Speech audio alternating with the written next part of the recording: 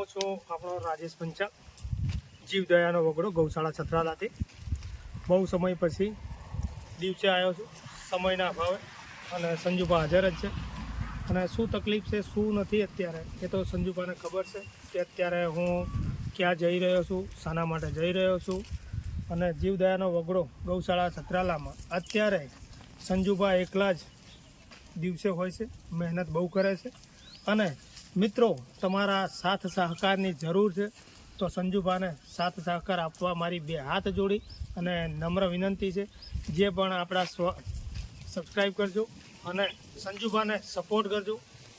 સંજુભાનો number આપેલો છે, screen ઉપર નંબર આવી જશે, 69 84 80 95 96 7984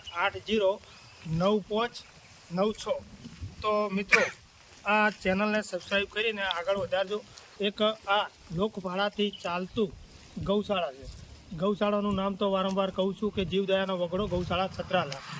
આ નામ આપણી બેન એવા અમની બેન પરમારે જ્યારે અમને ગાયનો ગૌમાતાનો વગડો, તો આપણે જીવદયાનો વગડો ગૌશાળાનું નામ પાડેલું છે.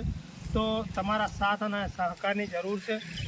અત્યારે ગાયો એમ કે જે ચારો છે, તો અત્યારે તો લોકો અહીંયા આવે છે, આપે છે, અને ટૂંક સમયમાં આ ગૌશાળા આપણે મોટી કરવાની છે તમારા સાથ સહકારથી. અને તમે બધા સપોર્ટ કરશો તો આપણા જોડે 2 મિનિટ વાત કરીશું. એ પણ તમને કહેશે કે અત્યારે શું શું તકલીફ છે. અને તકલીફ તો મને ઘણી બધી અહીંયા દેખાઈ રહી છે. અમારા વિડીયોના માધ્યમથી તમે વિડીયોને શેર કરશો તો તમે રૂબરૂ આવી ગૌશાળા અને ફેન્સી વાલની અત્યારે જરૂર છે આપણે, અને વરંડાની પણ જરૂર છે. આ બાઉન્ડ્રી બાંધવાની ગણતરી છે. તો કોઈના ખેતરમાં ગાયો અત્યારે જાય છે અને પાકનો બગાડ કરે છે, તો મિત્રો, તમારા સહયોગ થકી, તમારા 1 રૂપિયા થકી ગૌશાળામાં દાન આપશો એવી અમને વિશ્વાસ છે. એવી અમે ભાવના રાખીએ છીએ કે કોઈ ખેડૂતને હેરાન ન થવું પડે, રાતે ઉજાગરા ન કરવા પડે. તો પહેલાં તો હું આપણા ગામ છત્રાલાને એવું કહીશ કે કદાચ તમને એવું લાગતું છે તો તમે પણ ગમે ત્યારે આવી અને વિઝિટ પણ કરી શકો છો કે આપણા પાકને નુકસાન કરે છે, તો તમે પણ મિત્રો સાથ અને સહકાર આપી શકો છો. અને આજુબાજુના ગામડાઓમાંથી તો સાથ સહકાર છે જ, અને છત્રાલા ગામમાંથી પણ છે. પણ તમે જેટલો વધારે આપશો, આ ગામ આપણું જ છે. અમે એવું નથી કહેતા કે અમારી ગૌશાળા, આપણી બધાની ગૌશાળા છે, અને આમાં બધાને ભાગ લેવાનો છે. કારણ કે ગાય માતા છે, અને કોઈને પણ એવું હશે કે ગાયોના રૂપિયા ખાઈ જાય છે, આ છે, તો એ તમારો એક વહેમ છે.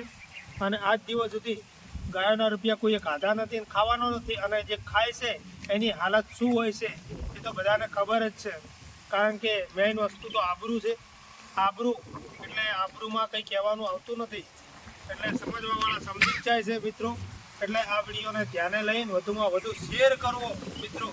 કારણ કે લોકો એવું નથી હોતું કે ખરાબ માણસો જ જેલમાં જાય છે, સારા માણસો પણ જેલમાં જાય છે, જવું પડે છે. અને અમે આગળ પણ 75 દિવસ હું રહીને આવ્યો છું, તો એ પણ ગૌ માતાના ન્યાય માટે ગયો હતો. કોઈ હું મારા સ્વાર્થ ખાતર માટે ગયો નહોતો. અને તો વધારે હું કહીશ તો તમે નહીં માનો, પણ સંજુભા અને મહેતુભા એ મારી સાથે જ હતા. અને મેં તો પહેલાં ના જ પાડી હતી કે આપણે અહીંયા કોઈ જગ્યાએ જવાનું થતું નથી, આપણે આપણી આજુબાજુના એરિયામાં જ આપણે રહેવાનું થાય છે.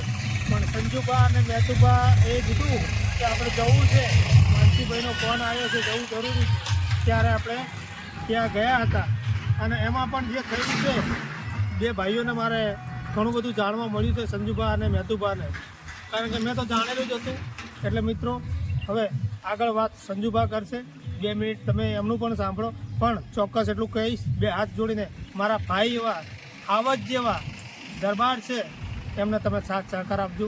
હું હર હંમેશ દરબારો જોડે મોટો થયો છું, અને મને ઘણો બધો સાચ્યો છે દરબારોએ.